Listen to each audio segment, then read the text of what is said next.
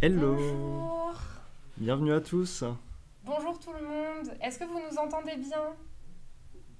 Il y a déjà des gens qui discutent dans le chat, c'est génial. Trop cool, merci Nebrov. Alors je vais essayer de pas écorcher vos noms. Merci beaucoup. Bonjour Pardrez, bonjour Thiobilou, bonjour Step Mazu. Bonjour, merci beaucoup de nous suivre sur ce premier live Twitch de Shine. C'est c'est un peu excitant pour nous, c'est complètement nouveau, on découvre complètement. Mais on est trop content de voir que vous êtes là. Bonjour Chelerou. Schleroux. On, Bonjour Ivycom. Bonjour Elisa Van Rulen. Bienvenue tout le monde. on est super content de partager ça avec vous. Donc le but du jour, c'est que ce soit interactif. C'est super. Il y en a déjà qui ont commencé à poser des questions et à se répondre entre eux, comme le disait Estelle. Donc voilà, n'hésitez pas, soyez le plus précis possible dans vos questions pour qu'on puisse vous répondre de manière facile. Et pour ceux qui sont perdus, on fera aussi quelques généralités, notamment comment fonctionne l'impôt sur le revenu d'une manière générale, les tranches, la déclaration en micro-entreprise, voilà, pour que ce soit accessible à tous. Top. Comme le disait donc Guillaume, donc juste peut-être petite présentation. Moi, je m'appelle Estelle, je suis Content et Community Manager chez Shine. Je m'occupe notamment pour celles et ceux qui connaissent du groupe Facebook Shine Community. D'ailleurs, dites-nous dans le chat si vous êtes dessus, si vous connaissez déjà ou si pas du tout. On a un groupe Facebook d'entraide avec plein de gens qui répondent aux questions les uns des autres. Et donc Guillaume est indépendant et il est aussi expert en investissement et en fiscalité. Et on a pas mal bossé ensemble sur du contenu, sur des webinars, sur des articles. Et on s'est dit que ce serait chouette, comme l'échéance approche pour les impôts, de faire un petit live. Et on a voulu... non, mais je vais y aller. Ok, bah bienvenue Thiobilou. J'ai hâte que tu découvres le... Ah, merci pour le lien Virgile, c'est top. On s'est dit que Twitch était un super outil pour vraiment échanger avec notre communauté, avec les gens qui connaissent Shine, de manière peut-être un petit peu moins formelle que d'habitude, de vraiment avoir des discussions et que vous puissiez poser toutes vos questions comme ça, sans trop réfléchir. Comme là, la déclaration d'impôt à poche, on voulait parler de la déclaration d'impôt, mais on pourra le faire sur plein d'autres sujets. Si vous avez envie qu'on évoque des sujets particuliers, n'hésitez pas à nous le dire. Et voilà, on a pour l'instant un setup qui est très artisanal. On a un petit micro qui est ici, on le fait avec la webcam. Enfin, c'est vraiment...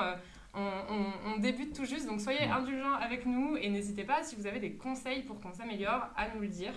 Nous on est trop contents en tout cas de pouvoir discuter avec vous aujourd'hui. Si ça vous va, il y a déjà des questions dans le chat, mais ce qu'on peut faire, c'est très rapidement faire un petit récap de la déclaration d'impôt, juste vous rappeler que l'échéance arrive bientôt. Et puis ensuite, on répondra aux questions vraiment au fur et à mesure, donc n'hésitez pas à les poster dans le chat. Vous voyez, elles apparaissent normalement à l'écran. Et puis on y répondra au fur et à mesure. Voilà. Donc tout à fait, vous avez encore jusqu'au 6 juin pour faire vos modifications, donc Alors, ça vous laisse attention, encore pas mal de temps. je te reprends, parce que c'est pas pour tout le monde les mêmes dates. Ça dépend des départements. Donc c'est le 26 mai pour les départements entre 0 et 19. 26 mai, c'est aujourd'hui. C'est ça, hein. Donc Sam's Husband, la deadline est aujourd'hui. Bah, on va t'aider. Le 1er juin pour les départements entre le 20 et le 54 et le 8 juin pour tous les autres départements. Du 55 au 976. 976, c'est Mayotte. Moi je vous rassure, j'ai pas encore fait ma propre déclaration d'impôt, donc on va pouvoir s'inspirer de ce webinaire pour avoir des bonnes idées. Exactement. Alors du coup, on vous proposait de commencer par quelques rappels, notamment sur l'impôt, parce que l'impôt, ça peut paraître facile. En fait, on parle souvent de tranches d'impôt, de taux d'imposition, de choses comme ça. Mais en fait, on a du mal à se représenter ce que c'est mentalement. Donc on vous a fait un petit schéma qui vous explique un peu comment fonctionnent les tranches. Donc il faut imaginer que l'impôt sur le revenu, vous allez prendre vos revenus, toutes catégories confondues. Donc ça va être vos revenus salaires si vous êtes en société ou dividendes, vos revenus de micro-entrepreneur, et puis si vous avez d'autres sources de revenus à côté, c'est à ce moment-là que vous les déclarez. Alors, je vous mets Je suis novice, hein, comme je vous le disais tout à l'heure. Donc là, j'essaye de vous partager une image, un petit schéma pour que ça soit plus clair pour vous. Vous demandez s'il y a un replay, si on pourra enregistrer. Ouais, on est en train d'enregistrer la vidéo. Donc là, juste, désolé, il y a un petit temps d'attente. C'est le temps que je vous diffuse la bonne image. Donc tu voulais diffuser quelle image, pardon? C'est là. Le barème progressif. Ouais. Ok, ça marche. Et donc, hop. Et en fait, il faut imaginer que tous les revenus que vous allez ensemble, moi je donne toujours l'image d'un liquide en fait. Vous allez transvaser ce liquide dans un espèce de grand vase. Et ce grand vase, en fait, il ne va pas être imposé de la même façon. Donc vous allez avoir le bas du vase, donc avec les chiffres qui s'affichent à l'écran, à peu près jusqu'à 10 000 €, qui ne va pas être imposé sur le revenu. Ensuite à 11% jusqu'à à peu près 28 000 €, puis après ensuite à 30% et ainsi de plus. Donc si par exemple vous avez déjà entendu des phrases du type oui je peux pas gagner plus parce que ça va me faire changer de tranche d'impôt, en fait ça n'a aucun sens. C'est-à-dire que ça va vous faire juste imposer un tout petit peu plus sur la partie de liquide qui va se surajouter au reste. Donc voilà. J'en profite pour répondre à la toute première question qui a été posée, qui je suppose est en micro-entreprise. On parlait de déclaration de revenus. Si tu n'as pas encore de chiffre d'affaires parce que tu n'as pas encore facturé quoi que ce soit, dans ce cas-là, tu n'as rien à déclarer. Si tu parles de la déclaration d'impôt, si tu parles de la déclaration URSSAF que tu dois faire mensuellement ou trimestriellement, il suffit simplement de mettre 0. Mais il faut bien le faire. Tu es quand même obligé de déclarer tes impôts. Même c'est comme avec l'URSSAF, il faut toujours déclarer même si tu as fait 0 €. Bah, c'est pareil, tu déclares, mais dans la case, tu mets 0. Voilà. Question. Est-ce qu'on peut éclaircir la section dont chiffre d'affaires de mars à mai-juin exonéré de cotisations sociales?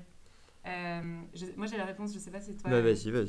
En fait, c'est une super bonne question et c'est une grosse nouveauté cette année. En fait, c'est lié au premier confinement, à la pandémie, où il y a eu beaucoup d'aides pour les micro-entrepreneurs et les entrepreneurs, les sociétés, enfin tous les types d'entreprises, dont notamment une exonération de chiffre d'affaires ou alors un report de chiffre d'affaires de mars à juin, puisque c'était le premier confinement et le plus intense et celui où c'était le plus compliqué d'avoir du chiffre d'affaires. Et donc, il y a eu cette exonération et du coup, faut tout simplement déclarer le chiffre d'affaires sur lequel vous n'avez pas payé de cotisation sur cette période. Si ce n'est pas votre cas, vous n'avez pas besoin de remplir la case. Donc voilà, c'est vraiment relatif à cette aide liée au Covid. Mais sinon, vous mettez 0 si vous n'avez pas de chiffre d'affaires qui a été exonéré de cotisation. Voilà. Alors... Scale One S1, bonjour, il y a plein de catégories pour la déclaration de chiffres de micro-entreprise et je suis complètement perdue. Quel code dois-je choisir parmi toutes les propositions dont certaines ont le même nom? C'est une super bonne question. Ouais. Du coup, plutôt que de réfléchir en code et qu'en gros ça se rapporte qu'à une situation spécifique, moi je te propose plutôt de réfléchir de manière générale. En fait, quand tu vas déclarer ton impôt en micro-entreprise, il faut d'abord savoir quelle catégorie de revenus c'est. Donc en fait, tu as deux grands types, enfin tu en as trois grands types, mais un qui est assez exceptionnel, qui sont les bénéfices agricoles, donc moi, a priori tu n'es pas trop concerné. C'est soit tu fais du service et tu vas avoir un type de revenu qui s'appelle BNC. BNC, ça veut dire bénéfices non comptables, non commerciaux. Non commerciaux. Et il faut faire attention parce que souvent pour les micro-entrepreneurs, on parle dans ces cas-là de profession libérale. J'ai l'impression que ça lag. Dans ces cas-là, on parle de profession libérale. Désolée pour les petits bugs si ça lag un petit peu, mais normalement tout roule. Donc ouais, les professions libérales, en fait, on pense souvent que c'est les médecins, les architectes, les professions du soin, etc. Pas forcément. Ça, c'est les professions libérales réglementées, mais quand vous êtes micro-entrepreneur, vous pouvez faire des professions libérales non réglementées. Et ça, c'est tout ce qui relève, comme tu le disais, de la prestation de service. Donc tout ce qui relève, j'aime pas forcément ce mot, mais du service intellectuel. C'est-à-dire que vous utilisez votre cerveau, entre guillemets, votre créativité, un savoir-faire vraiment qui n'est pas physique, qui n'est pas matériel ni artisanal pour faire votre service. Et voilà, et comme le disait Estelle, la deuxième catégorie, du coup, par opposition à la première, c'est tout ce qui va être les bénéfices industriels et commerciaux. Donc pour le micro-entrepreneur, ça va être soit des prestations de services avec des objets, par exemple de la location meublée ou des choses comme ça, ou alors de la vente de biens physiques, Ouais, en fait, en c'est résumé. ça. Et donc, en fonction de ça, en fait, quand tu remplis ta déclaration d'impôt, au début, tu vas devoir cocher à quelle catégorie tu corresponds, si tu as le prélèvement libératoire ou pas, si tu es dans les BNC, donc bénéfices non commerciaux, ou BIC, bénéfices industriels et commerciaux. Et en fonction de ça, tu vas avoir le formulaire correspondant qui va s'afficher. Comme ça se fait en ligne maintenant, en fait, il déroule le bon formulaire. Et là-dessus, bah, tu vas devoir cocher, effectivement, j'ai les cases écrites ici. Mais en fonction du type d'activité, ça va être à chaque fois une case différente, 5TA, 5TB, etc. Voilà. Je rajoute un petit point de détail. Si tu as opté pour le prélèvement libératoire, c'est-à-dire l'imposition directement avec l'URSSAF au titre de l'impôt sur le revenu de ton chiffre d'affaires, tu as une case aussi spéciale. Donc en fait, c'est pour ça que je trouve que c'est plus simple de choisir, de partir de ton cadre initial plutôt que de voir quelle case remplir. Si tu as les cases BNC ou BIC, on va te donner les numéros. On peut Ouais. peut-être l'afficher à l'écran ou Alors, attends. on le donne directement. Bah, tu veux afficher les numéros BIC ou BNC, c'est ça? Ouais, ou juste leur montrer sur la présentation de base où est-ce qu'il faut aller, parce que ça aidera peut-être. Ah oui, alors attends, je vous partage mon écran. Hop là. Et je le mets ici. Alors, c'est plus ça que je voulais faire. Hop, entire screen, done. Hop là. C'est ce que vous voyez ici. Alors, normalement, ici, vous voyez mon écran, qui est un article qu'on a fait, un tuto, pour aider les micro-entrepreneurs à déclarer leurs impôts. Et donc, vous voyez effectivement ici, ça c'est si vous êtes au prélèvement libératoire, vous avez la case 5TA, la case 5TB ou la case 5TE qui sont ici. Ensuite, si vous avez des revenus industriels et commerciaux professionnels, vous avez ces cases-là. Je ne vais pas les dire à chaque fois parce que c'est un sacré exercice de prononciation. Et donc là, c'est pareil, vous faites en fait en fonction vente de marchandises ou prestation de services ou voilà ce genre de choses. Et enfin, revenus non commerciaux professionnels en fonction de la catégorie de revenus. Voilà. Si tu te poses également la question, parce que c'est une question qu'on a souvent, de savoir quel revenu il faut déclarer. En fait, en micro-entreprise, c'est super simple, c'est le revenu qui arrive sur ton compte. Donc, si tu ne fais pas de facture à chaque fois ou quand on ne t'a pas demandé d'en faire, ça te simplifie souvent la procédure. Ouais. Alors, on passe à la question suivante. On rattrape vraiment les messages du chat au fur et à mesure, donc désolé si on met un peu de temps, mais on espère que ça vous sert en tout cas. Il y a Mbappé78 qui dit « Bonjour à tous, j'ai dépassé le seuil d'exonération de TVA depuis juillet 2020. Depuis, je la facture, mais je n'arrive pas à faire ma déclaration de TVA. J'ai bien reçu mon code pour me connecter au site des impôts, mais j'ai un message d'erreur, comme quoi je ne suis pas imposable, je ne sais pas quoi faire. » Alors là, il me manque des points de détail pour répondre. Quand tu dis je me suis connecté au site des impôts, j'imagine que ça veut dire que tu t'es connecté sur impôts.gouv avec tes identifiants professionnels. Et du coup, souvent, quand tu te connectes pour la première fois sur cet espace, il te répond que tu n'es pas imposable, mais c'est parce que c'est au titre de ce qu'on appelle la CFE, qui est la cotisation foncière des entreprises. Okay. Donc j'imagine que c'est, sans plus de détails, j'imagine que c'est pour ça que tu as eu cette réponse. Hop, je vous mets dans le chat le lien vers le tuto que je vous passais à l'écran. Hop, comme ça vous l'avez. Mais juste pour un deuxième conseil, si en gros ta déclaration de TVA, elle t'ennuie et que tu n'y arrives pas parce que tu te retrouves bloqué, faut pas hésiter à demander de l'aide à un comptable. Une déclaration de TVA, ça va juste si tu as ça à faire, ça va te coûter de l'ordre de 100 à 200 euros par an, pour te donner un ordre d'idée. Et par ailleurs, faut pas hésiter aussi à écrire à ton service des impôts des entreprises. Il y a encore des gens qui arrivent, c'est trop cool. Bonjour Zolib18. 16, pardon. Donc, faut pas hésiter à écrire au service des impôts des entreprises pour leur poser la question. Des fois, il y a juste des bugs, des trucs qui passent pas, on comprend pas trop pourquoi. Mais donc, faut vraiment pas hésiter à poser la question.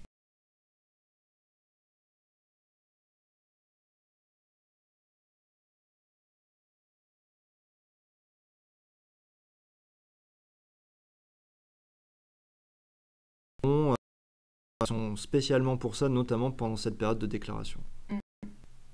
Bonjour Julien, bienvenue. Alors, on enchaîne avec les questions. Est-ce qu'il y aura un replay? Oui, il y aura un replay, je le répète. Normalement, si tout se passe bien, on enregistre. Si j'ai pas fait de bêtises, donc je vous le dirai.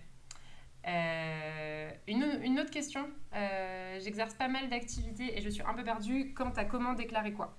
Je suis salariée, donc ça c'est rempli automatiquement, mais j'ai également mon auto-entreprise, des revenus de Twitch, ainsi que des revenus de ma musique, et je ne sais pas si je dois tout déclarer sur ma micro-entreprise ou autre. Merci beaucoup. Alors effectivement, tu as partiellement répondu, tu peux tout déclarer sur ta micro-entreprise. Une micro-entreprise, il faut savoir que tu as le droit d'avoir plusieurs activités dessus.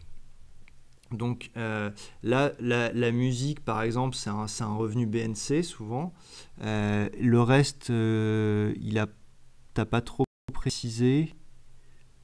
Bon, en gros, je vais te faire l'exemple général. Quand tu vas sur ton centre URSSAF, tu déclares tes différentes activités. Et en gros, chaque activité, il va te donner automatiquement la catégorie de revenus. Donc si tu as un doute, ça te permet de t'orienter facilement. Ensuite, au moment où tu feras ta déclaration d'impôt sur le revenu, parce que là, je ne sais pas si c'est en 2020 ou en 2021 que tu as fait ça, et ben, tu mettras pour chaque catégorie ton revenu BNC, ton revenu BIC.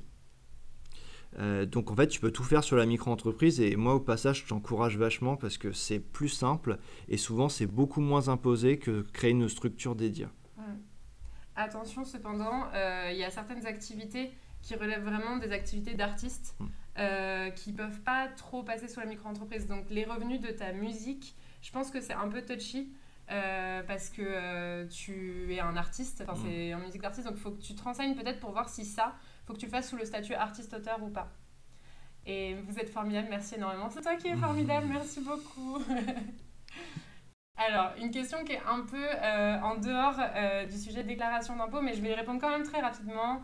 Il y a Kate Tarage qui demande si les virements instantanés sont prévus chez Shine. Hello Bank Business frappe fort et le propose en illimité gratuit. Alors, on aimerait le faire. Pour l'instant, c'est pas prévu dans l'immédiat. Mais si jamais tu as ce genre de suggestions et que tu as envie de le mettre en valeur et d'être prévenu, surtout quand on va commencer à bosser dessus, on a une plateforme en ligne qui s'appelle feedback.shine.fr et tu peux voter pour la fonctionnalité. Et donc, nous, quand on travaillera dessus, on vous préviendra. On fait parfois faire des tests, etc. Donc, n'hésite pas. Bonjour, je me suis déclarée en janvier, j'ai facturé en mars, mais pas encore déclaré car sur le site autoentrepreneur.ursaf.fr, on me demande d'attendre juin-juillet pour déclarer mon tout premier CA. Dois-je déclarer ces revenus sur ma fiche d'impôt? Très bonne question. Alors, du coup, tu as commencé en janvier 2021, donc effectivement, l'URSSAF au début te permet d'attendre 3 mois avant de déclarer ton premier chiffre d'affaires. Donc, tu pourras déclarer tout d'un coup concernant la partie URSSAF. Pour la partie impôt sur le revenu, en fait, tu déclares chaque année tes revenus de l'année précédente. Par exemple, là, on est en 2021, tu vas déclarer tous tes revenus 2020. C'est super important ça de bien l'avoir en tête. Il y a toujours un décalage d'1 an en fait. Exactement. Et donc du coup, ce chiffre d'affaires, en fait, tu vas le mettre de côté. Tu vas te faire un Notion ou un Excel ou ce que tu veux, où tu vas garder une trace de tes revenus.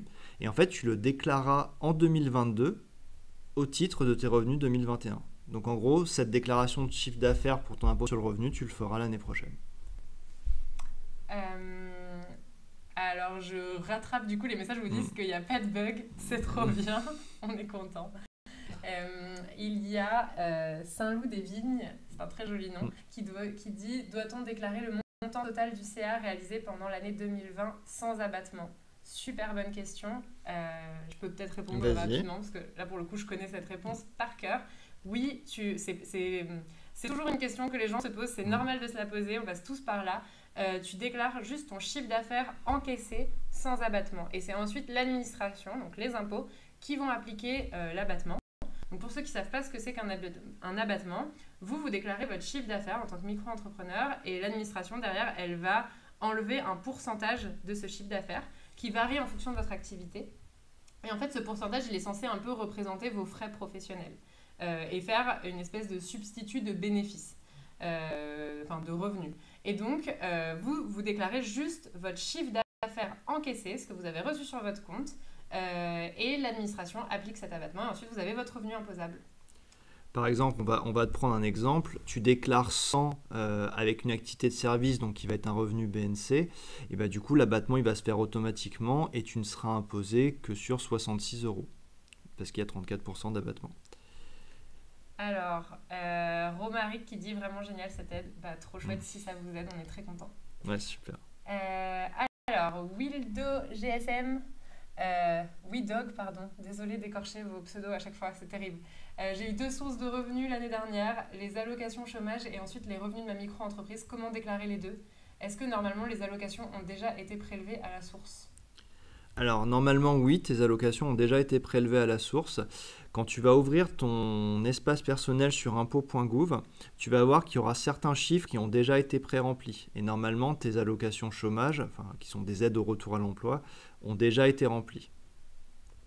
Ensuite, pour les revenus de ta micro-entreprise, si tu les as eus en 2020, comme le semble suggérer ton début de message, même exemple qu'au début. Est-ce que c'est du revenu BNC? Est-ce que c'est du revenu BIC? Et après, tu le déclares de manière classique. Ouais. Dans l'article que vous a montré Estelle, mais qu'on a sûrement dû vous remettre dans l'espace commentaire,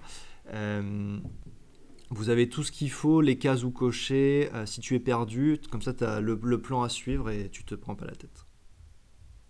Yes, merci d'avoir reposté l'article, c'est top. Question, est-ce que les cotisations sociales sont les 23% de l'URSSAF ou c'est différent? C'est 2 choses différentes. Enfin, en fait, là, on parle de la déclaration d'impôt, donc c'est entre guillemets votre déclaration fiscale. Donc c'est pour vraiment caricaturer de l'argent que vous reversez à l'État pour financer les routes, les hôpitaux, la police, enfin voilà, tout ce qui fait fonctionner la société de manière très caricaturale. Les cotisations sociales, c'est une autre somme que vous versez cette fois à l'URSSAF.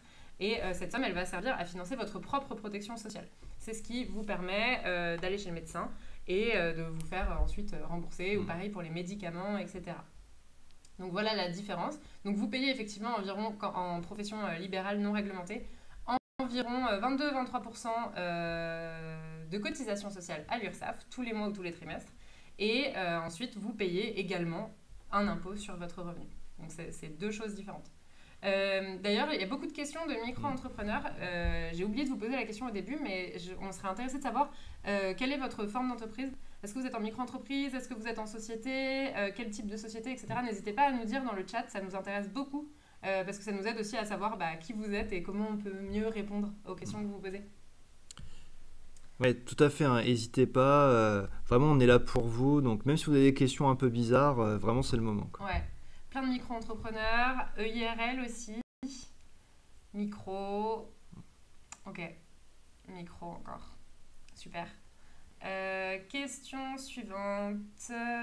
Avez-vous prévu de parler un peu du versement libératoire? Est-ce qu'il est trop tard pour pouvoir en bénéficier sur les impôts de l'année prochaine?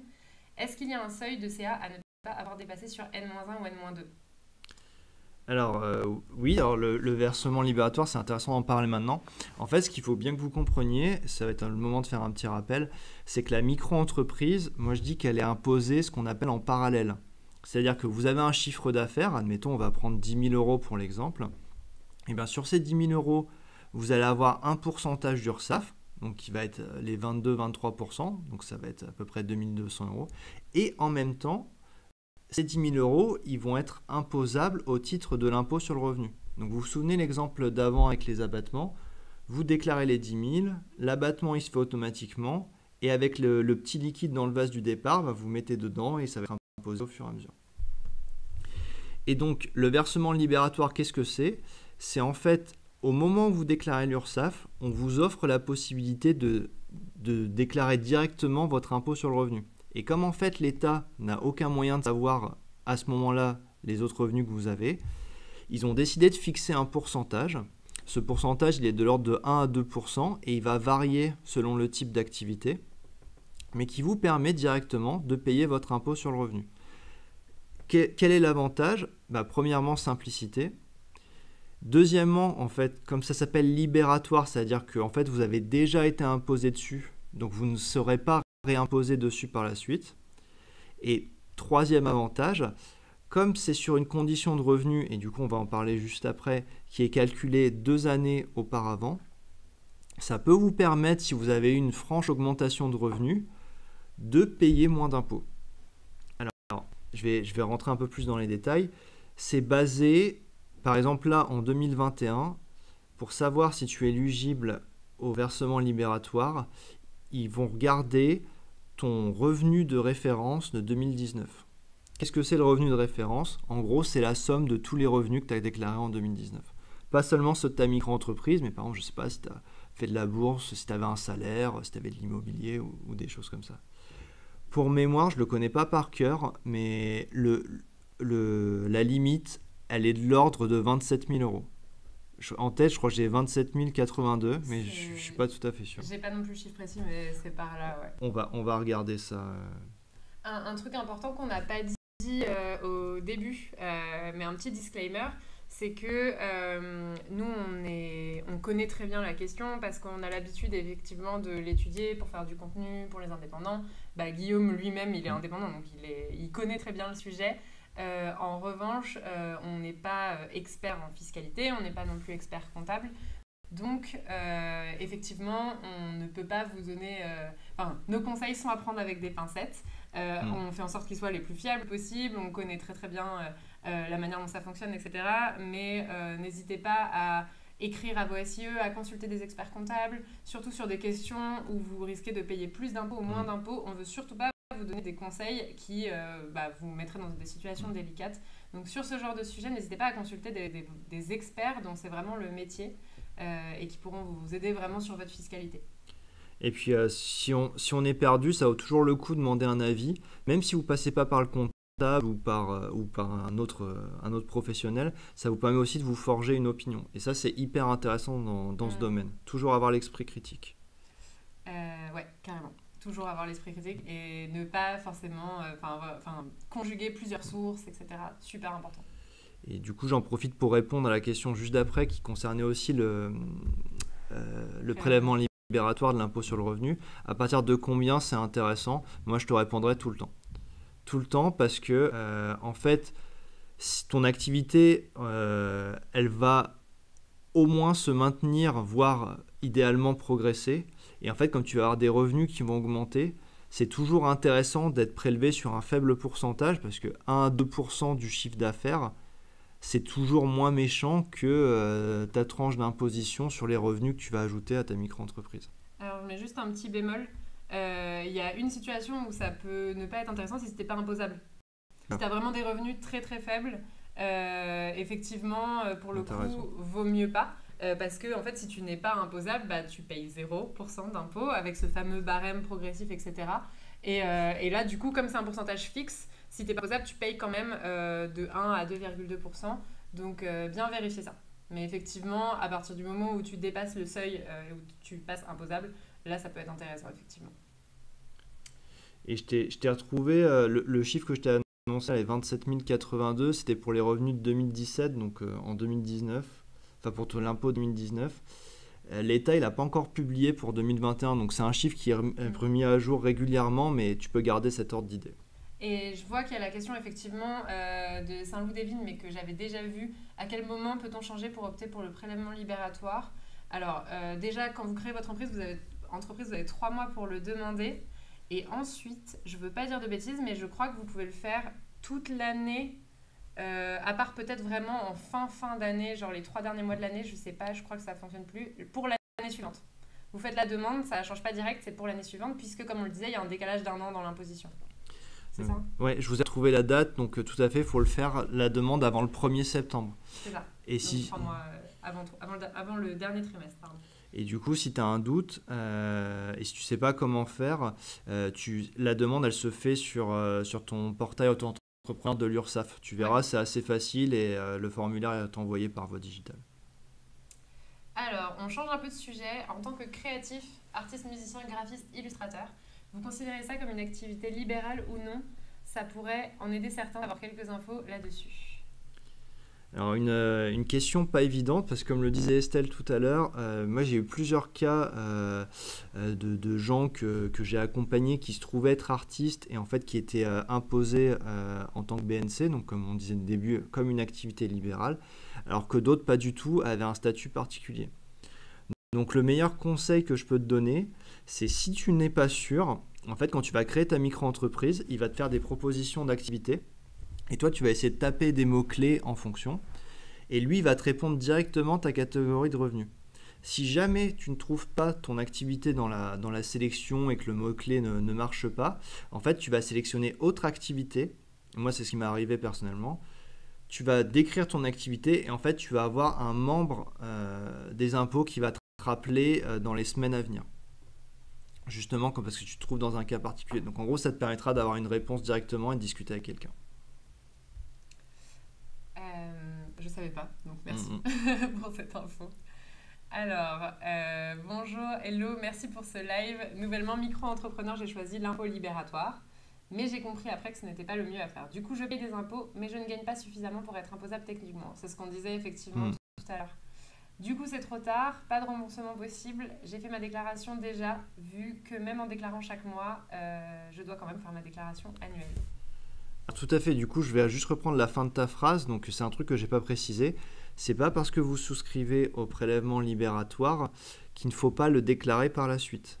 Donc là, si vous aviez le prélèvement libératoire pour les revenus 2020, il faut quand même le déclarer là maintenant, mais vous ne serez pas imposé dessus. Vous aurez une case spéciale qui va être marquée revenu de la micro-entreprise déjà imposé au titre du prélèvement libératoire. Et effectivement, je crois que malheureusement, c'est trop tard. Alors, je ne sais pas si on peut contacter le service des impôts des entreprises pour négocier, mais malheureusement, je ne pense pas que ce soit possible. Alors, normalement, libératoire, ça veut dire que tu te libères de toute obligation. Donc, ça veut dire du coup que tu dois payer plus ou moins normalement. Il n'y a pas de retour en arrière possible. Maintenant, tu peux écrire à ton centre des impôts en faisant une réclamation avec les pièces justificatives et tu as le droit rétrospectivement, ça c'est difficile, sur les 2 dernières années de revenir sur ta déclaration d'impôt.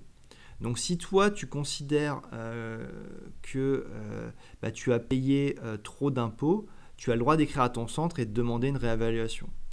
Maintenant, si le montant que tu as payé est inférieur à 200 €, je ne te conseille pas de le faire. Et là, ça va être plus d'expérience et des gens que j'ai rencontrés qui étaient contrôleurs fiscaux.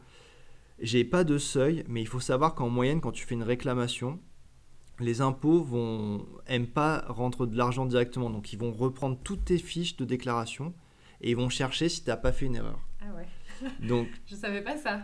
Voilà, ça fonctionne comme ça. Donc, si c'est entre guillemets que 200 €, bien sûr que ça fait un peu mal d'avoir payé ça pour rien, je te déconseille de le faire. Je te conseille de dire, là, tu n'es pas imposable. Tu fais le formulaire, comme j'expliquais précédemment, en disant que tu ne veux plus être au prélèvement libératoire et tu seras tranquille sur les revenus que tu n'as pas déjà déclarés pour la suite. Super utile comme info. Bonjour, je viens de lancer ma boutique en ligne, mais pour le moment, je n'ai pas eu de rentrée d'argent car je n'ai pas encore fait de marketing. Je ne sais absolument pas ce que je dois remplir pour mes impôts. C'est ce qu'on disait tout à l'heure. Ta déclaration d'impôt 2021, elle est sur tes revenus 2020, donc de l'année dernière. Donc si tu viens de lancer ta boutique en ligne, a priori, je pense que tu n'as rien à déclarer en 2020, ou en tout cas d'autres revenus. Donc voilà, tu déclareras ces revenus-là quand tu les auras en 2022. Exactement. Donc du coup, tu n'as rien à déclarer. Et quand tu ne reçois pas de revenus, c'est tout simple, tu remplis quand même ta déclaration d'impôt et tu mets 0. Exactement.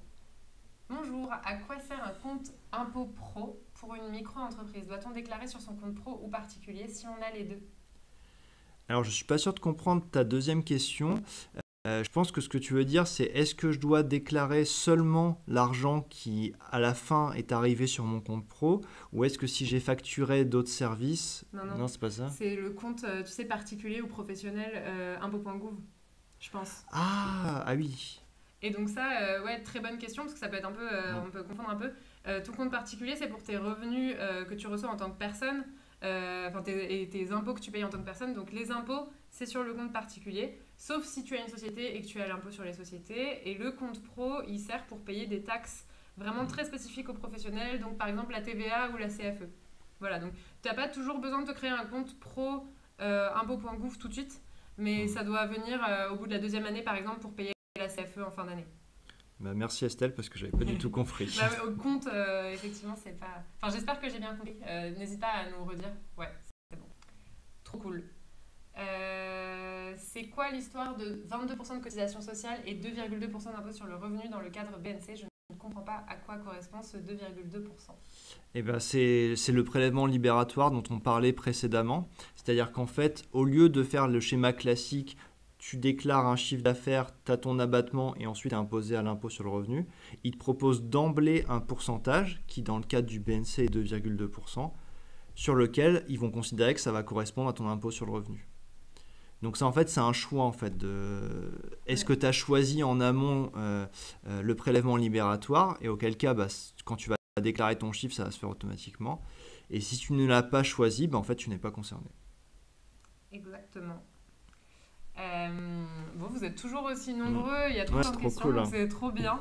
On va rester encore un peu. Je pense qu'on arrêtera le live à midi s'il y a encore des questions. On essaiera d'y répondre au maximum.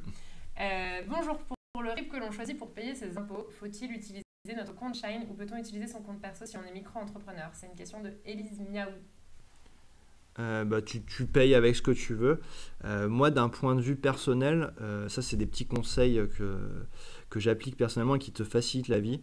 En fait, c'est plus facile si tous tes revenus et tes dépenses pour une même activité sont sur le même compte. Parce qu'en gros, le jour où tu as besoin de contrôler, bah, tu n'as plus qu'à regarder tes relevés de compte et en gros, tu sais que tu as intégralement tes revenus et tes dépenses dessus. Si tu utilises Shine pour encaisser, eh ben, je te conseille d'utiliser Shine aussi pour payer. Ouais, et effectivement, tu peux mettre en place des mandats de prélèvement où vraiment tout se fait et tu catégorises tes dépenses ensuite, quel que soit ton compte, hein, si c'est Shine ou un autre compte pro, ce qui te simplifie quand même beaucoup la vie et ça te permet d'avoir tout structuré bien en un seul même endroit. Est-ce qu'il faut déclarer acheter ou TTC? Alors, il faut déclarer hors taxe. Mais du coup, là, c'est bien, je pense qu'on fasse un rappel parce que ça fait aussi des notions de TVA. En fait, pourquoi tu déclares hors taxe? C'est parce que la TVA, en fait, quand tu es redevable de la TVA, donc c'est-à-dire à partir quand même d'un certain montant de chiffre d'affaires, ce que tu fais, c'est que tu la collectes pour l'État et après, tu lui reverses, en fait. En fait, c'est comme si tu n'avais pas touché ce revenu parce que tu le collectes, tu le reverses, donc il n'y a pas de raison que tu sois imposé encore en plus dessus. Donc, tu déclares toujours hors taxe. Alors, Schleroux, en plus tu m'as dit ton nom tout à l'heure, mais j'ai déjà oublié, désolée. J'ai trois types d'activités à déclarer. Comment cela se passe-t-il concrètement? Alors concrètement, quand tu as créé ta micro-entreprise, donc là je vais te faire une partie sur l'URSSAF et une partie sur l'impôt sur le revenu. Pour ce qui est URSSAF, en fait, une fois que tu as tes activités renseignées, quand tu déclares mensuellement ou trimestriellement ton chiffre d'affaires, tu vas avoir des lignes où en fait tu n'auras qu'à remplir les sommes selon le type d'activité que tu as eu. Donc en fait ça se fait assez simplement. Et pour quand tu vas faire ta déclaration d'impôt, tu sélectionnes bien les deux catégories de revenus, enfin les catégories de revenus que tu as. Si par exemple tu as du revenu BNC et du revenu BIC, tu sélectionnes revenus professionnels non commerciaux et revenus professionnels industriels et commerciaux. Et en fait comme ça te fera la déclaration à chaque fois, selon ton type de revenu. Alors une question qui revient pas mal, doit-on déclarer le CA 2021 ou seulement 2020? C'est seulement 2020 et 2021 tu le déclareras l'année prochaine. Alors, Zolive16 qui dit « J'ai fait une déclaration commune car en couple, mais je suis freelance depuis septembre 2020 avec mon compte pro Shine. Comment faire la part des choses sur les règlements car deux RIB différents ?» Super bonne question. Attends, je vais relire une deuxième fois. Comment faire? En fait, je suis pas sûr de comprendre quand tu dis comment faire la part des choses sur les règlements. Parce que du coup, donc, comme tu es en couple et du coup marié ou pacsé, j'imagine, parce que sinon ça suffit pas, en fait, tu as une imposition commune. C'est-à-dire que les deux membres du couple déclarent leurs revenus ensemble. Tout est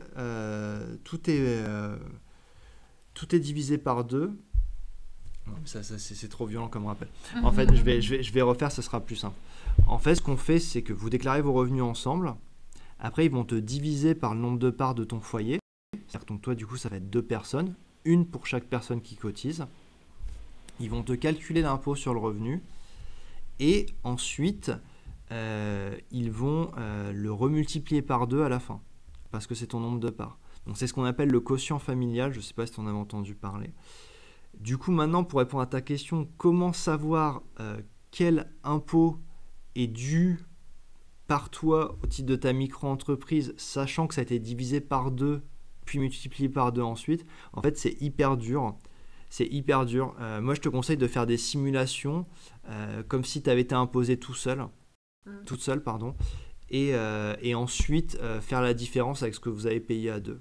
Et puis, mais alors j'avoue que j'ai jamais été confrontée à cette situation, donc je me pose la question, c'est un seul prélèvement en fait. Donc Ouais, sur un seul normalement, RIB. oui. Donc le mieux, je pense, j'imagine, c'est d'avoir un compte joint en fait pour ça, mais je pense qu'il n'y a pas 2 RIB différents à rentrer.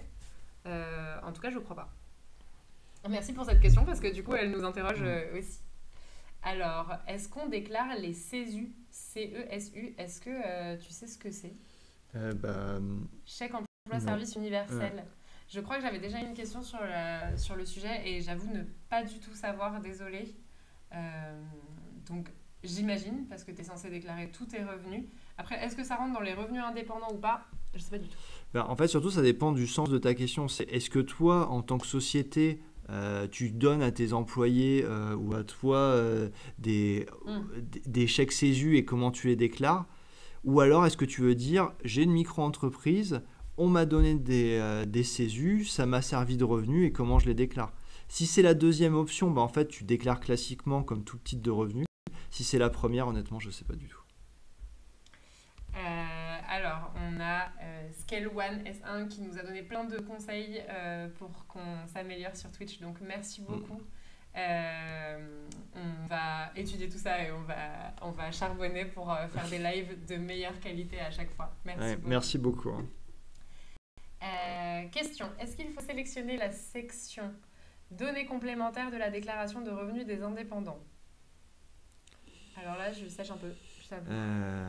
Là, c'est pareil. Je sais pas où apparaît cette question. C'est difficile.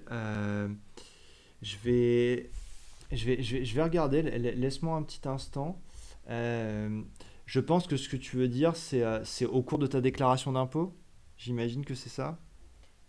Alors, pendant que Guillaume cherche, du coup, je vais continuer. Mais effectivement, j'ai du mal à voir à quoi ça correspond. Désolée. Julien qui dit « Ma première année en 2020, on me demande une attestation de vigilance, une fois 5 000 € de chiffre d'affaires et 10 000 € dans l'année, je paierai que sur 5 000 €. » Alors, je suis désolée Julien, ta question n'est pas très claire pour moi. L'attestation de vigilance, donc elle est bien fournie par l'URSSAF et elle est censée, je crois, attester que tu as payé tes cotisations sur ton chiffre d'affaires, mais du coup, je comprends pas bien cette histoire de 5 000 € versus 10 000 €. On me demande une attestation de vigilance une fois 5 000 €.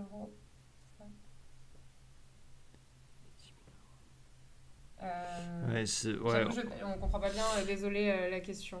Il faudrait que tu reposes un peu plus de détails parce qu'en fait, tu paieras quoi? L'impôt sur le revenu dessus, l'URSSAF.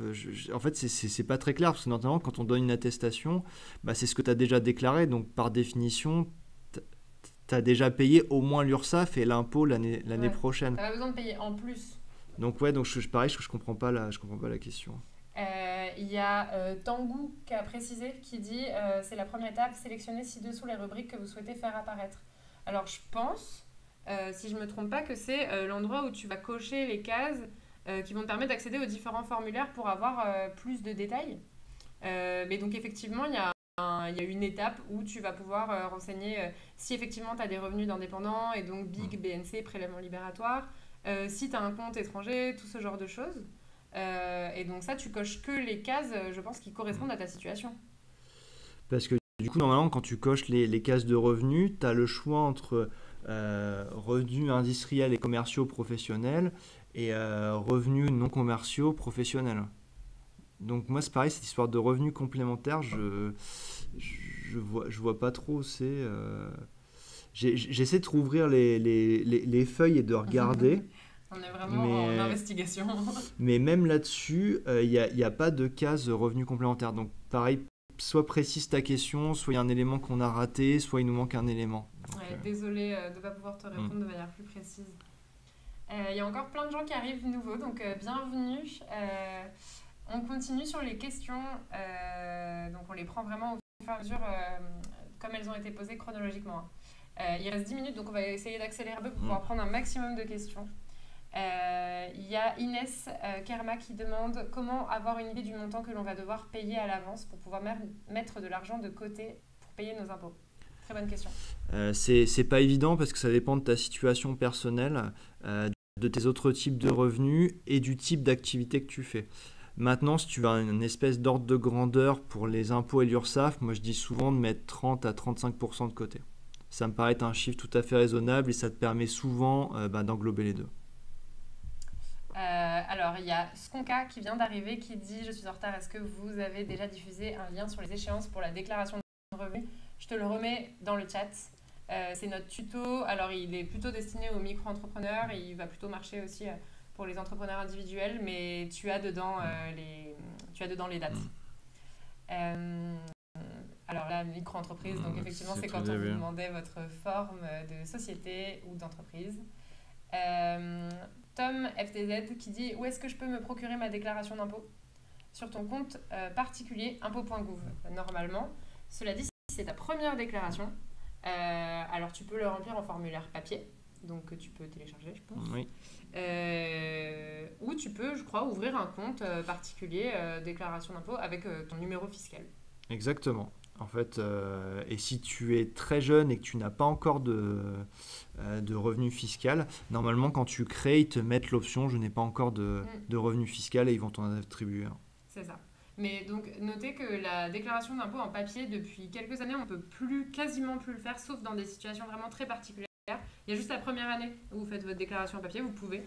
Mais c'est tellement plus simple de le faire en ligne que je recommande vraiment, si vous pouvez, de le faire en ligne.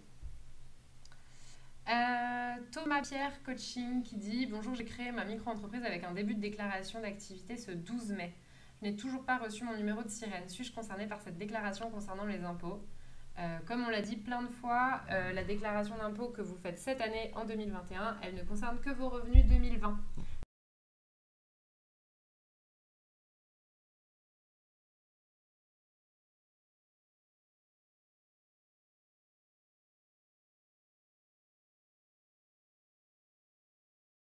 Courrier, ça m'a payé, client chelou, etc. Oui, c'est un super bon message pour toutes celles et ceux qui viennent de se lancer. Beaucoup d'arnaques, beaucoup de courriers qui vous font croire que vous avez des sommes obligatoires à payer, alors que pas du tout. On a un article sur le sujet que je vais vous mettre dans le chat juste après pour apprendre à les repérer tout simplement. Il y a des petites techniques. En général, quand il y a des conditions générales d'utilisation, par exemple, vous savez que ce n'est pas l'État qui vous envoie un courrier. Donc faites bien attention. On a un groupe Facebook qui s'appelle Shine Community, que vous pouvez retrouver sur Facebook en tapant freelance et entrepreneur Shine Community. Et dessus, n'hésitez pas à poster les courriers que vous recevez si vous avez un doute. Vous avez juste à prendre une photo, vous floutez votre adresse et vous postez. Et comme ça, vous verrez très très vite si c'est une arnaque ou pas. D'une manière générale, gardez votre esprit critique et ne vous faites pas impressionner soit par des titres, soit par une société. Allez toujours vérifier par vous-même. Et souvent, pour ce type d'arnaque, quand vous allez taper le nom ou avis, ça, vous allez rapidement voir que c'est un service un peu sombre. Alors, il y a quelques personnes qui ont signalé qu'il y avait un lag. Désolé, je ne sais pas pourquoi. J'espère que c'est réglé.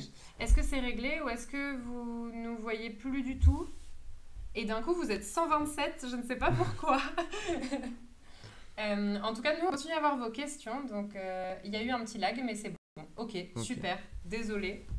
Trop cool. Bon, et alors, bienvenue à toutes les nouvelles personnes qui viennent de nous rejoindre. Je ne sais pas pourquoi d'un coup, vous êtes plein, mais bienvenue. Ouais, super. Donc question suivante, et pendant que Guillaume répondra, je vous mettrai l'article sur les arnaques. Si je déclare ce que j'ai perçu sur mon compte, certains de ces montants perçus ont eu des frais défalqués. Or, j'ai cru comprendre que ce que je dois déclarer doit inclure les frais payés. Je suis un peu perdue. Que faut-il réellement déclarer? Je suis en micro-entreprise. Alors, si tu es déclaré en micro-entreprise, pareil que ce que je disais au début, tu déclares ton chiffre d'affaires hors taxe Les abattements se font automatiquement. Euh, Toi, ce que tu veux dire, c'est qu'en gros, j'imagine que tu as encaissé une somme pour un client et que tu as assuré une prestation avec des tiers à payer. Eh bien, si c'est le cas, normalement, en micro-entreprise, tu déclares quand même ton chiffre d'affaires. Donc oui, je sais, c'est pas très cool pour toi parce que en gros, tu vas déclarer un chiffre d'affaires que tu as reçu sur ton compte alors que en pratique, tu as viré de l'argent à d'autres. Pour... C'est notamment pour ça que voilà, je vous ai mis les articles dans le chat. Mm. C'est notamment pour ça que la micro-entreprise, c'est pas toujours le meilleur statut. Si vous avez beaucoup de frais, notamment un statut en société, ça peut être beaucoup plus intéressant pour pouvoir effectivement déduire vos frais professionnels. Ou alors, si tu veux vraiment rester en micro-entreprise, moi je te conseille de faire des facturations séparées. Comme ça, toi, tu reçois la part qui t'incombe et tes prestataires ou les personnes à qui tu factures reçoivent directement leur part. Et ça évite les problèmes. Alors, on essaye d'enchaîner. Il y a encore des gens qui demandent s'il y aura une rediff. Oui, il y aura une rediff. En tout cas, nous, on a fait en sorte d'enregistrer. Et donc, si on récupère le live, et normalement tout devrait bien se passer, il sera disponible effectivement sur notre page Twitch. Du coup, je prends la question de The Fifi. Si on est en versement libératoire, est-ce qu'on doit le déclarer de nouveau? Oui, tu le déclares de nouveau. Tu as une case spéciale où c'est marqué revenus professionnels ayant déjà subi le prélèvement libératoire. Mais en fait, tu ne paieras pas d'impôt dessus. Tu vas juste le déclarer pour que les déclarations concordent. À quel moment peut-on changer pour opter pour le prélèvement libératoire? On y a déjà répondu sur le moment, mais donc on répète. Pour que ce soit valide l'année suivante, il faut le faire avant le 1er septembre de chaque année. Avez-vous un document Excel de traçabilité CA éventuellement? Non, mais c'est une super bonne idée, Véronique. Pourquoi pas vous en proposer une espèce de modèle et vous pourrez vous le réapproprier. On note ça. Merci beaucoup. Enfin, je sais pas si toi t'en proposes.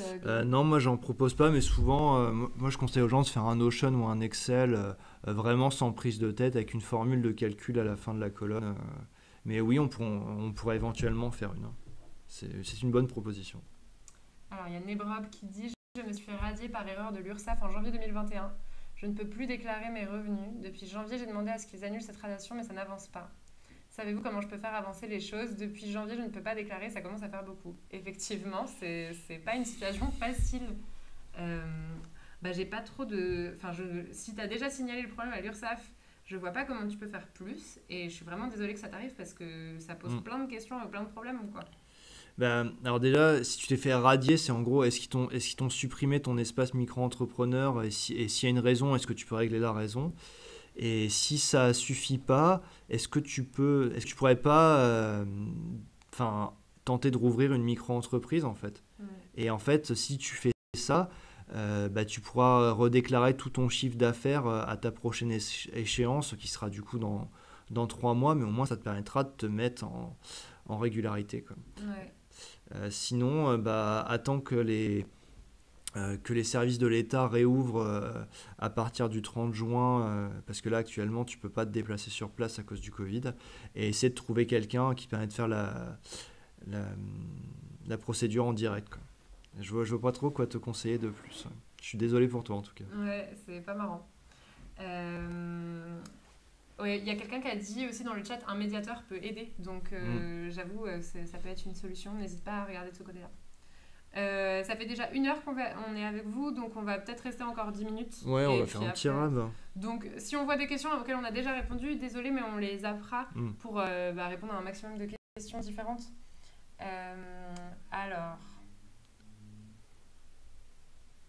là il y a une question très spécifique. Oui, en gros, c'est la question de Nebrob. Ouais. En gros, je vais pas lire tout le détail, mais en gros, c'est ce que je disais tout à l'heure, c'est dès que tu es imposable, notamment si tu commences à gagner plus d'argent, le prélèvement libératoire est toujours intéressant. Donc du coup, ouais, toi, tu es exactement dans ce cas-là. Attention quand même de ne pas confondre impôt sur le revenu et URSSAF. Ouais, c'est bien 2 choses différentes. Il y a quelqu'un qui demande, qui fait des dons, où est-ce qu'il faut le mettre?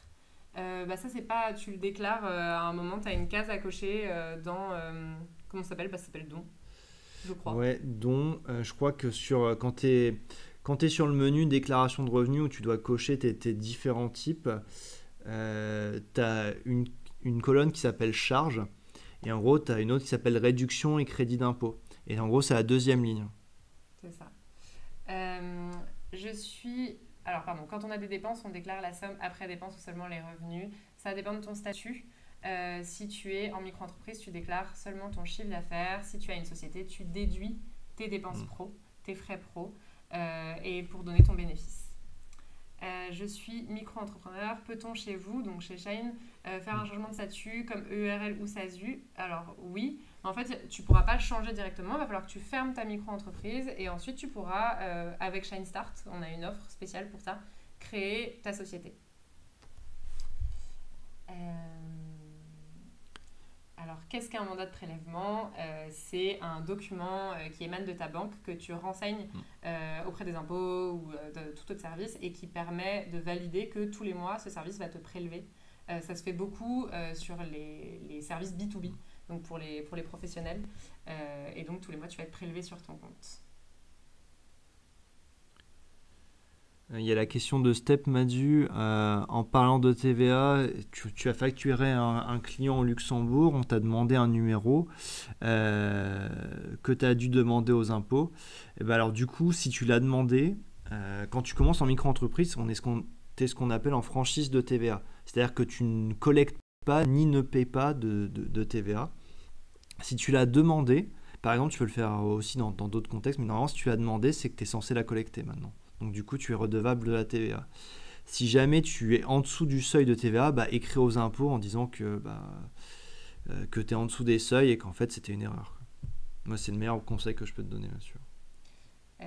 Il y a une personne, du coup, j'espère que la personne concernée l'a lu, mais qui répondait à la question sur les CESU, donc les chèques emploi-service, si je dis pas de bêtises. Il y a une ligne pour les CESU et normalement, c'est rempli automatiquement.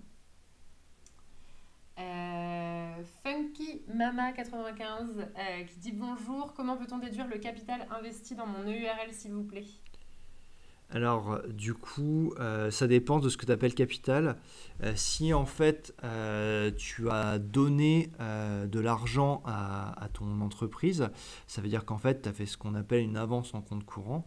Dans ce cas-là en fait tu n'as rien à déduire parce qu'en fait tu pourras te rembourser cette avance par la suite sans payer d'impôt dessus. Donc en fait, ça, il faut que tu vois avec un comptable, en gros, comment récupérer ton avance en compte courant.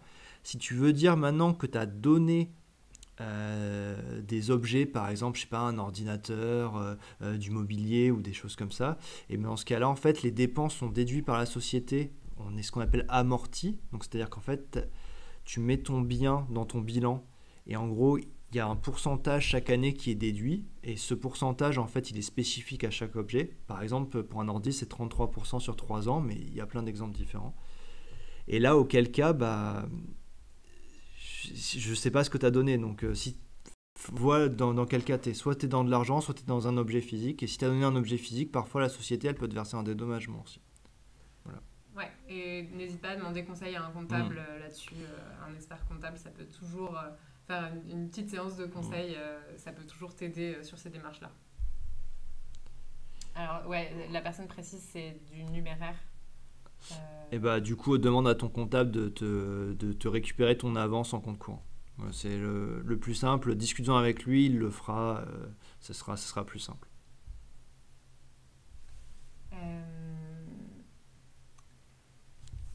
Alors, j'ai déclaré mes revenus 2020 hier, j'ai des impôts à payer alors que l'année précédente, 2019, j'ai été exonérée sur mon BNC. Ma situation n'a pas changé entre les deux, même CA, même revenu, toujours mariée. Pourquoi ai-je été exonérée en 2019 ? Alors, je ne sais pas ce que tu entends par exonéré. Si tu veux dire qu'en fait, après avoir déclaré tes revenus de micro-entreprise, tu n'étais pas imposable parce qu'en fait, tu étais en dessous de la somme des 14 000 € de revenus déclarés, c'est pour ça que tu as été exonéré. Si maintenant tu as d'autres types de revenus, ce que je suppose quand même, parce que comme tu es marié, tu as quand même une imposition commune, il faut voir. Ça peut peut-être être aussi parce qu'en fait, tu n'as pas fait de gros chiffres et par exemple, tu as 3 enfants. Avec l'histoire du quotient familial au début. Je sais pas. Ça, il faudrait plus de détails pour pouvoir te répondre. C'est vrai que si la situation a vraiment pas changé, il y a une question à se poser, mais tu peux poser la question déjà directement aux impôts. Et puis voir, ça se trouve, c'est aussi une somme que tu devais et qui t'ont remis sur ta déclaration d'impôt, ça arrive aussi. Donc voilà, leur poser la question directement. Ou alors que tu as été trop prélevé à la source initialement et que en fait, bah, tu n'avais pas de complément à faire. Donc toi, tu as eu l'impression d'être exonéré d'impôt, sauf qu'en fait, en vrai, tu ne l'as pas été. Je sais pas.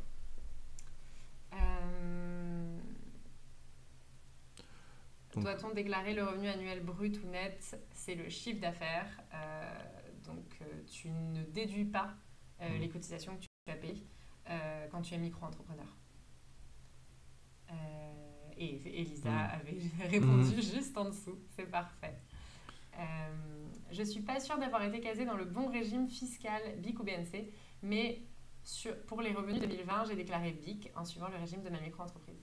Je pense avoir déclaré des revenus BIC aux impôts pour être cohérent avec l'attestation fiscale URSSAF. Est-ce que cela risque de me poser des problèmes? Est-ce que l'abattement fiscal pour des prestations de services BIC BNC est le même? Alors du coup, pour les problèmes, bah, pas forcément, parce que tu dis que tu as été cohérente avec ta déclaration URSSAF. Si ta déclaration URSSAF te dit que c'est un revenu de type BIC, bah, il n'y a aucun problème. Et pour info, le revenu BIC est un peu plus intéressant parce que l'abattement est de 50% pour le BIC, alors qu'il n'est que de 34% pour le BNC. Mais si effectivement tu penses que tu appartiens plutôt à la catégorie BNC et que tu déclares en BIC à l'URSSAF et aux impôts, c'est effectivement qu'il y a eu une erreur, mais c'est pas grave parce que tu as le droit à l'erreur, donc tu peux le déclarer et alors ça je sais pas trop comment ça se passe si on te demande de rembourser les sommes, si tu as un échéancier ou s'il y a une tolérance. Bah, ils vont te faire un calcul, ils te mettront aucune pénalité parce que comme le disait Estelle, tu vas être considéré de bonne foi. Si tu le dis toi-même, et dans ce cas-là, bah, soit souvent, si les sommes sont petites, ils vont te proposer un one-shot, mais après, tu pourras demander un échéancier toi-même suite au retour de message si la somme est trop importante pour toi. Mais effectivement, la personne précise, si j'ai été affectée au mauvais régime, c'est effectivement pas de sa faute. Donc, est-ce que tu vas devoir rectifier les déclarations, droit à l'erreur jusqu'à quand? Ah bah, dans ce cas-là, alors là, c'est pas pareil. Si toi, tu as fait ta déclaration et qu'ils t'ont affecté au régime BIC, dans ce cas-là, c'est pas de ta faute. Donc, dans ce cas-là, continue à profiter du régime BIC. Je vais te donner un exemple.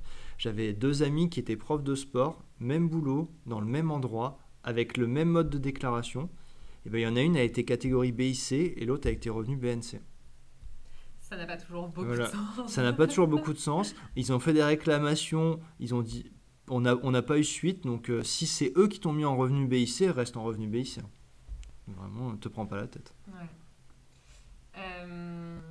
Je m'inscris sur le site impôt.gouv.pro. Comment vous envoyez le mandat CEPA pour être débité sur mon compte Shine par courrier? Il y a un tuto tout simple, donc c'est Élise.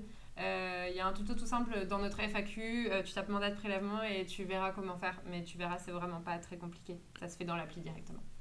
Et du coup, je viens de voir que Cli2A, je suis désolé si je massacre ton pseudo, a répondu pour la question que j'avais posée tout à l'heure. En gros, sur une micro-entreprise, tu ne déclares que le revenu que tu as perçu, donc qui est arrivé sur ton compte. Donc eux, si t'ont versé une somme directement déduite de leurs frais, bah, tu déclares la somme que tu as reçue sur le compte et tu ne te prends pas la tête. Alors, il y a quand même une exception avec les commissions. En vrai, quand par exemple vous travaillez avec des plateformes type Malte qui prélèvent une commission sur votre revenu, même si ce que vous encaissez c'est par exemple 100 € et qu'il y a 10% de commission, donc vous avez touché un peu plus, et ben en fait vous devez déclarer ce que vous auriez dû toucher sans la commission, parce que cette commission elle est considérée comme un frais professionnel, vous ne pouvez pas le déduire. Donc il faut bien faire attention, il y a beaucoup de confusion là-dessus. Vous déclarez pas ce que vous avez effectivement touché parce qu'il y a la petite commission qui est prélevée, mais vous déclarez ce que vous auriez dû toucher. Là, pour le coup, pour l'exemple de Malte, qui est un exemple un peu particulier, si tu as un doute, en fait, quand tu vas sur Malte, tu fais une facture à ton nom à l'entreprise. Et du coup, là, c'est le montant facturé qui a marqué sur la facture. C'est ça. S'il n'y a pas de facture, c'est le montant que tu as reçu. On prend toute dernière question avant de vous dire au revoir. À 12h10, on va dire, on va aller manger. Et on vous laissera aller manger aussi. Alors, bonjour. Est-ce qu'en micro-entreprise, on peut déduire les dépenses en formation en crédit d'impôt dans la déclaration? Comme on le disait, non. C'est ça, hein? Alors, du coup, là, je suis pas sûr de comprendre parce que tu parles de crédit d'impôt. et pas de frais, de déclaration de frais. Si en gros tu as fait une formation qui t'autorise droit à un crédit d'impôt, même remarque que la personne de tout à l'heure, tu vas dans la catégorie charges et tu coches réduction et crédit d'impôt et tu remplis directement la case concernée. Ça, si c'est ça, ça ne concerne pas ta micro-entreprise. Mais vérifie bien que cette formation ouvre un crédit d'impôt. Voilà, parce que moi personnellement, j'ai jamais vu le cas pour l'instant. Je dis pas que ça n'existe pas, mais pas à ma connaissance. J'ai encore accès, mais je ne peux plus déclarer. Je n'ose pas en réouvrir puisque mon dossier est en cours et que je risque d'en avoir 2 en même temps. C'est une bonne question. Alors, d'un point de vue légal, je peux te répondre comme ça. D'un point de vue légal, en fait, tu n'as pas le droit d'avoir 2 entreprises individuelles en tant que professionnel. Donc de toute façon, même en admettant que tu aies fait 2 fois la procédure et qu'il t'ait ouvert 2 trucs, en fait, il y en aura une qui sera fermée automatiquement. Parce que quand ton centre des entreprises va le voir, il va en fermer une. Donc là-dessus, je pense que tu risques pas grand-chose. Oui, effectivement, c'était la question par rapport à la radiation. C'est ça. Oui, j'avais pas. Donc moi, je te conseille quand même de tenter de faire quelque chose et au moins, s'ils voient une anomalie, ça les encouragera à te contacter. Je passe très très vite et on arrive à la fin du chat, c'est parfait. Et je crois qu'on a répondu à toutes les questions. Il y avait une dernière question sur est-ce que l'abattement fiscal pour les prestations BIC BNC est le même? Non, il diffère. C'est ce qu'on a dit quand on t'a répondu. Et du coup, tu apportes ensuite des précisions sur ta situation, sur ton régime. Ouais. Je sais pas si... Moi, je vais juste reprendre ce qu'on parce que je fais le lien avec la question tout à l'heure. C'est avec ton histoire de BIC, BNC et ce que tu as fait la déclaration initialement. Regarde quel type d'activité tu as été déclaré. Moi, par exemple, j'ai des gens qui font de la communication ou de l'activité de communauté en ligne. Ils déclarent ça. Donc, il y a une case spécifique dans la micro-entreprise et pourtant, ils se retrouvent en relations publiques. Conseil en relations publiques. Pourquoi on sait pas vraiment si tu as déclaré limite si tu as un doute, fais une modification d'activité en remettant les mots-clés en étant sûr de ce que tu as mis et comme ça tu seras tranquille. Allez, une toute dernière. Si on a mal déclaré les prestations mal à l'URSSAF à cause de la commission, il vaut mieux déclarer la même somme mauvaise aux impôts puis rectifier d'abord à l'URSSAF puis aux impôts afin que ce soit cohérent. Alors du coup, en admettant que ça soit en 2020, parce que du coup si c'est en 2021, tu pourras le faire l'année prochaine et du coup tu pourras rectifier sur tes cotisations URSSAF. Si ça a été fait en 2020, une fois que tu as coché les cases que tu as fait de revenus non commerciaux professionnels ou revenus industriels et commerciaux professionnels, tu vas avoir juste sur la page d'après, une fois que tu as déclaré ton chiffre d'affaires, revenus non imposés à l'URSSAF.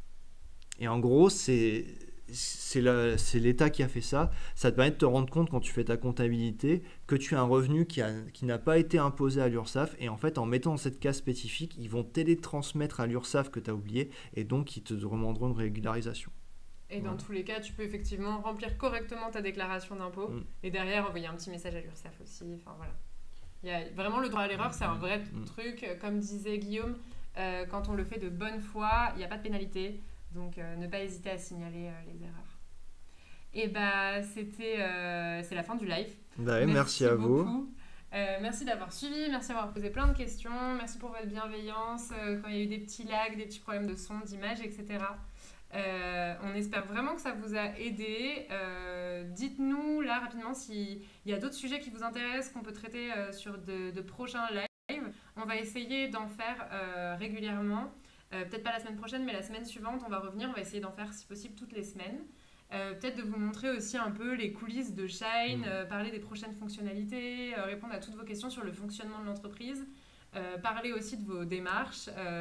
Je ne sais pas si vous avez des questions sur la création d'un site, les prochaines échéances administratives qui arrivent, la TVA, tout ça, dites-le nous. Et puis voilà, on espère vraiment que ça vous a aidé.